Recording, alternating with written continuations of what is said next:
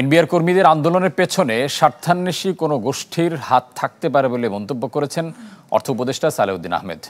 ক্রয় কমিটির সভা শেষে বলেন, চাকরি করতে হলে বিধিনিষেধ মানতে হবে।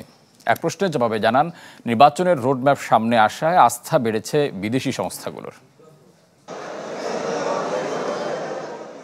দীর্ঘদিনের দাবির পরও সংস্কারের উদ্যোগ হিসেবে রাজস্ব নীতি ও ব্যবস্থাপনা বিভাগ আলাদা করার প্রতিবাদে এনবিআরে শুরু হয় অস্থিরতা। কাজ বন্ধ করে দেন কর্মকর্তাদের একাংশ, হুমকি দেয়া হয় বড় কর্মসূচির। তবে পরিস্থিতি সামাল দিতে গেল 25শে মে প্রয়োজনীয় সংশোধনীর আশ্বাস দিয়ে 31 জুলাই পর্যন্ত সিদ্ধান্ত স্থগিত করে সরকার। এরপর পরিস্থিতি স্বাভাবিক হলেও 22 জুন হঠাৎ করে আবারও সংস্কার ঐক্য পরিষদের ব্যানারে আন্দোলন শুরু করে একাংশ।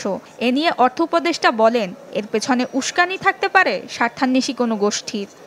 এর ভেতরে আপনার অনেক রকম ইস্যু আছে, ডিসক্রিপেন্সি, অ্যাকাউন্টেবিলিটি নাই, ট্রান্সপারেন্সি নাই।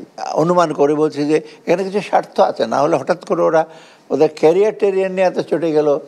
এদিন অর্থনীতি নিয়ে আইএমএফ এর মন্তব্যের জবাবে অর্থ উপদেষ্টা জানান, স্বস্তি ফেরাতে কাজ করছে সরকার।